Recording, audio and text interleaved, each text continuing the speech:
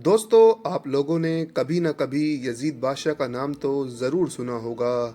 जिसको हम Islamic history का सबसे पहला जालिम बादशाह भी कह सकते हैं, जो कि ना सिर्फ जालिम था बल्कि शराबी और जिनाकार भी था और इन जैसे बहुत सारे बुरे कामों को अंजाम देता था। और तो और यही वो बादशाह था कि जिसने नवासा रसूल हज़रत इमाम हुसैन रज़ी अल्लाह ताला अन्हु को करबला के मैदान में शहीद भी कराया था,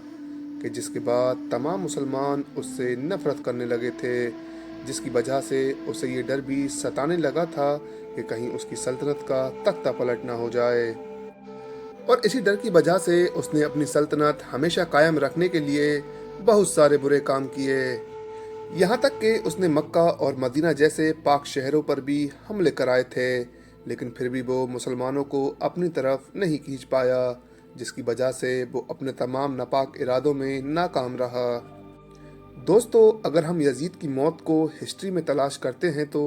उसकी मौत की हमें दो वजह मिलती हैं। कुछ हिस्टोरियन का ये भी मानना है कि यजीद को एक ईसाई लड़की से प्यार हो गया था और वो लड़की भी यजीद से प्यार का नाटक किया करती थी, लेकिन अंदर ही अंदर उससे वो लड़की बहुत नफरत भी किया करती थी और हमेशा उसके कत्ल के फिराक में रहती थी। दोस्तों, हिस्टोरियन का कहना है कि एक दिन यजीद को उस लड़की ने उसके महल से बहुत दूर तन्हाई में बुलाया था, अब क्योंकि यजीद जिनाकार होने के साथ साथ शराबी भी था, तो इसलिए वो शराब के नशे में ही उस लड़की के पास गया था। पर जब वो शराब के नशे में उस लड़की से मिल रहा था तो उस लड़की ने खंजर से वार करते हुए ये कहा कि जो इंसान अपने नबी के नवासे का नहीं हुआ वो मेरा भला क्या होगा, और इस तरह उसने यजीद को उस खंजर से मार दिया। और दोस्तों, उसकी लाश काफ़ी दिनों तक वहीं पर पड़ी रही और उसके सिपाही एक दिन उसको तलाश करते हुए उस जगह पर पहुंच गए जहां उसकी वो लाश पड़ी थी। अब क्योंकि दोस्तों लाश काफ़ी दिनों पुरानी हो गई थी, जिसकी वजह से उसमें से बदबू आने लगी थी, जिस वजह से उसके सिपाहियों ने उसको वहीं पर दफन करना ही बेहतर समझा और इस तरह से यजीद का खात्मा हो गया था। लेकिन दोस्तों, कुछ इतिहासकारों का ये भी मानना है कि यजीद की मौत ऐसे नहीं हुई थी, बल्कि उसकी मौत तो पेट की एक बीमारी होने की वजह से हुई थी। हिस्टोरियन का मानना था कि ज़्यादा शराब पीने की वजह से वो पेट की बीमारी में मुब्तला हो गया था और पेट के दर्द और आंतों के सिकुड़ने की वजह से वो तड़पता रहता था। दोस्तों, मौत के कुछ दिन पहले ही यजीद की आंतें सड़ गई थीं और उसकी आंतों के अंदर कीड़े पड़ गए थे, जिसकी वजह से यजीद के पास से बहुत ही बुरी बदबू भी आने लगी थी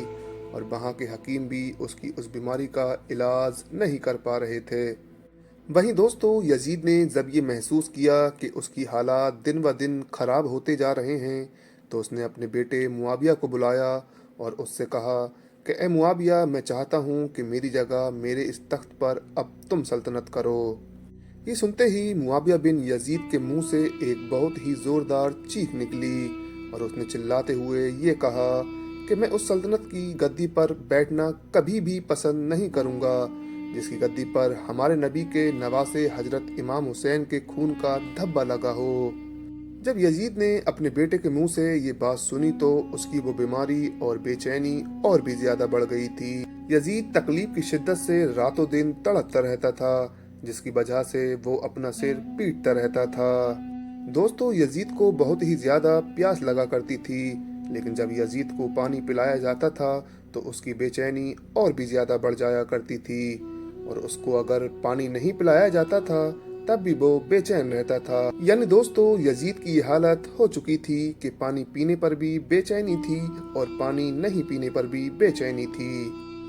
और दोस्तों, इसी हालत में एक दिन उसकी मौत हो गई, जिसके बाद उसकी लाश से बहुत भयानक बदबू आ रही थी कि कोई भी इंसान उसके पास जाना पसंद नहीं कर रहा था और आखिर में बहुत मशक्कत के बाद उसकी लाश को दफन कर दिया गया था। दोस्तों, जिस सल्तनत की वजह से यजीद ने हजरत इमाम हुसैन को शहीद किया था, उस सल्तनत पर वो ठीक से 3 साल भी राज नहीं कर सका था। और दोस्तों, आज की इस वीडियो को हम यहीं ख़त्म करते हैं। वीडियो पसंद आने पर चैनल को सब्सक्राइब और वीडियो को लाइक करना ना भूलें।